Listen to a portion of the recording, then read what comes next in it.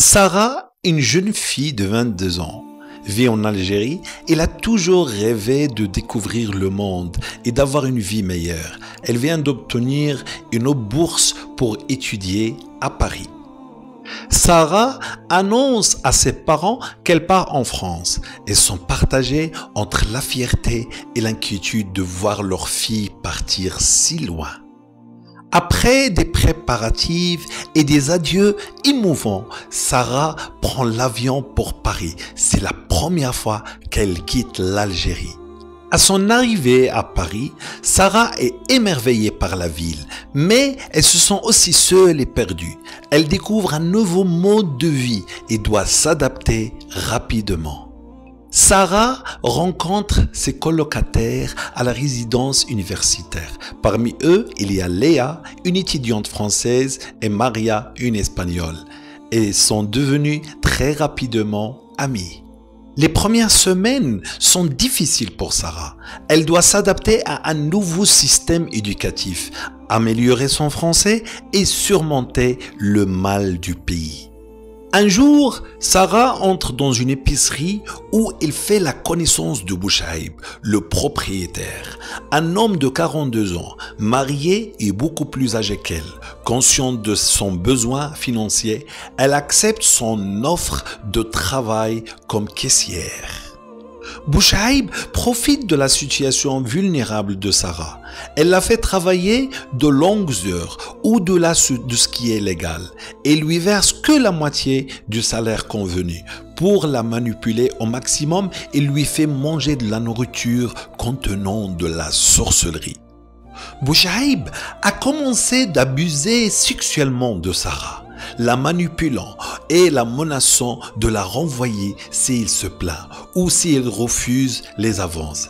Il lui fait de fausses promesses de mariage pour la garder sous son contrôle, mais ne cesse de mentir et de la décevoir. Malgré ces épreuves, Sarah continue à exceller dans ses études. Elle garde le secret et ses souffrances, même auprès de Léa et Maria, ses colocataires et amis. Un jour, Sarah reçoit un appel de sa mère lui annonçant que son père est gravement malade.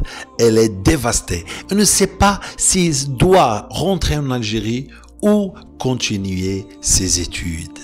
Avec le soutien de ses amis, Sarah décide de rester en France pour terminer son année universitaire, tout en envoyant de l'argent à sa famille pour les frais médicaux de son père. Sarah obtient finalement son diplôme. Elle trouve un emploi dans une entreprise internationale sur Paris, ce qui permet de mieux subvenir aux besoins de sa famille. Elle qui enfin son emploi chez Bouchaïb, après 8 ans de souffrance, va le quitter. Sarah fuit vers une autre ville pour reconstruire sa vie, espérant d'échapper à l'emprise de Bouchaïb. Cependant, celui-ci continue de la pourchasser, envoyant des photos d'elle dans des situations compliquées, afin de lui créer la honte, afin d'appuyer sur elle pour revenir et être son petit esclave. Malgré sa fuite, Bouchaïb continue d'intervenir dans la vie de Sarah, sabotant ses relations avec d'autres personnes intéressantes qu'elle rencontre. Sarah parvient à faire venir ses parents en France pour leur offrir une vie meilleure. Son père se remet peu à peu de sa maladie, mais la pression et la manipulation de Bouchaïb pèsent lourdement sur elle. Sarah décide de faire des roqias et là, elle va se rendre compte que Bouchaïb lui a fait plusieurs types de sorcellerie.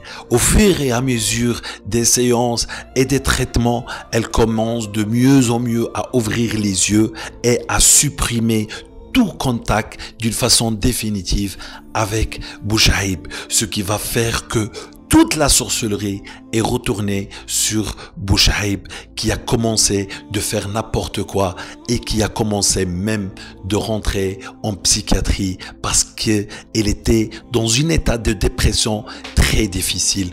Comme quoi Allah est juge et Allah est le meilleur des juges et toute personne mal finira par payer le mal qu'ils ont fait. Les histoires que je vous raconte sont des histoires vraies, qui se basent sur des personnes que j'ai rencontrées moi-même et que moi-même j'ai fait partie de leur histoire, sachant que je change les villes, les prénoms et même le travail qu'ils font pour garder le secret de mes passions. Le but de vous raconter ces histoires, c'est de vous avertir en avance de ne pas tomber dans des erreurs comme cela. C'est pour cela que je vous prie de dire votre avis sur cette histoire et de l'écrire dans les commentaires. Ensuite, de partager cela parce que ça peut bien servir à beaucoup de Sarah qui sont dans la même situation. Barakallahu fikum et à la prochaine.